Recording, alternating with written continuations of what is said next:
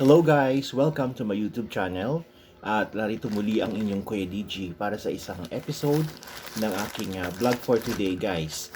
Umorder nga pala ko 2 days ago ng isang supplement na kung saan ay makakatulong daw ito sa improvement ng ating heart problem. So kung meron po kayong mga problema sa regarding vascular diseases ay isa po itong supplement na kung saan ay makakatulong sa ating kalusugan at ang pangalan ng ang product na to ay ang Cell Cubes Stem Cell. Yes guys. So dumating siya kanina lang guys. In-order ko siya mga parang last Thursday ko yata siya in-order or Friday. So ngayon lang kanina lang siya dumating. So guys, i-unbox natin, then tignan natin kung talagang tama nga ba yung laman ng ating parcel. Samahan niyo lang ang inyong Kuya DJ guys. Welcome back guys. Yan, bubuksan na natin ang ating parcel. Yan. Tingnan natin siya guys. Yan.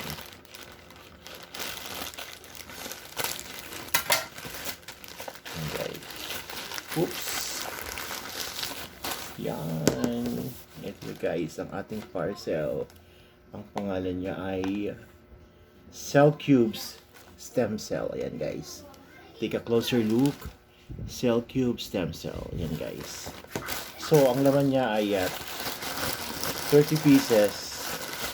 Ang laman ng isang bottle. Yan guys. So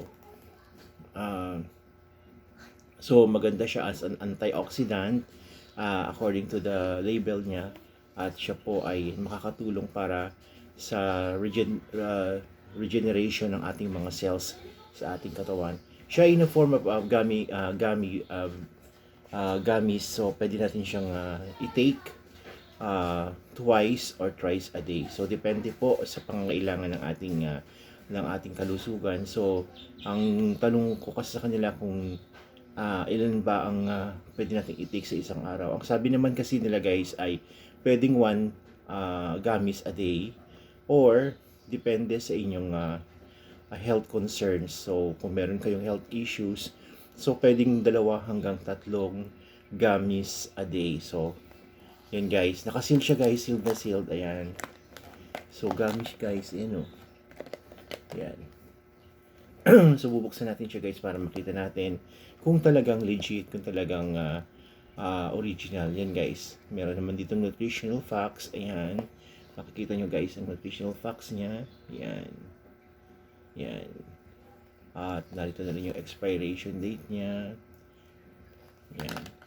So itong stem cell kasi guys, nowadays ay kilalang kilala dahil sa kanyang mabisa at effective na sangkap, no, na kung saan ay nakakapagpagaling din ng mga karamdaman guys.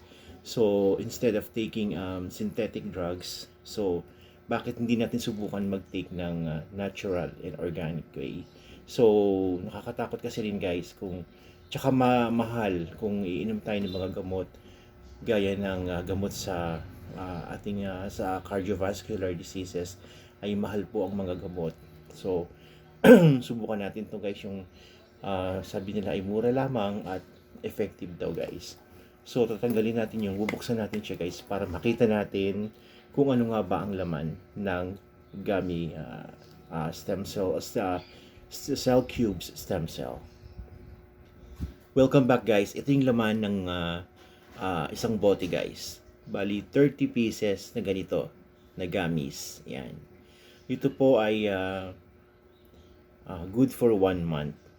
Kung iti-take lang natin siya ng once a day. Pero kung iti-take natin siya ng more than once a day, possibly mga nasa 15 days lang ito or 10 days lang guys.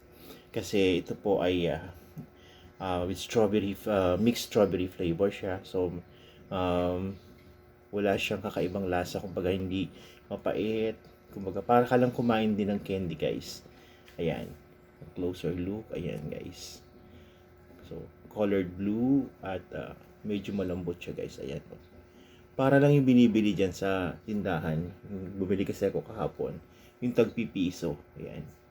Pero ang kaibahan niya guys, siya po ay mayroong health benefits. So Ibig sabihin, nakakatulong siya ma-improve ang health natin. So kung meron kayong mga karamdaman such as cardiovascular diseases, maganda kasi siya guys, meron siyang anti-inflammatory properties at maganda siya kasi nakakatulong para gumanda yung daloy ng ating mga dugo sa ating mga ugat para mag-circulate ang ating blood ng maayos guys. So far guys, i-take ko muna siya ngayon. Then after a while, ay magbibigay ako sa inyo ng feedback at i-update ko po kayo regarding po dito sa aking iniinom na iinumin pa lang po o gagamitin na Cell Cubes Stem Cell. Yan guys. So, mukhang matamis siya guys. Pero hindi naman guys, mukha lang. Yan, para ka lang iinom lang, para ka lang kakain ng gummy bear. Yun. So, in form of gummy siya. So, hindi siya mahirap inumin, hindi siya mahirap gamitin yan guys. Babalik ko muna, yan. So, let's say mga after 1 week, gagawa ulit ako ng follow-up video regarding this product para ma-update ko po kayo guys. Kasi, disclaimer lang po, kasi pwedeng yung product ay effective po sa akin pero baka sa inyo ay merong kakaibang epekto. So para makita po ninyo kung anong epekto po sa akin, yun nga, gaya nga lang nasabi ko, yung binabasa ko kasi yung mga reviews niya, so far wala naman po akong nakikitang negative effect sa katawan ng mga gumamit. So sa halip ay magaganda ang mga reviews po na aking nabasa regarding this yan, stem cell, Cell Cubes Stem Cell. Ayan guys. So, till next time, babalik ako para i-update kayo. Don't forget to like and share po ang aking vlog, and subscribe na po kayo sa mga hindi pa nakasubscribe sa aking YouTube channel, ang Kuya DG Vlogs. Once again, maraming salamat po sa inyong lahat, and always keep safe and God bless po sa inyong lahat.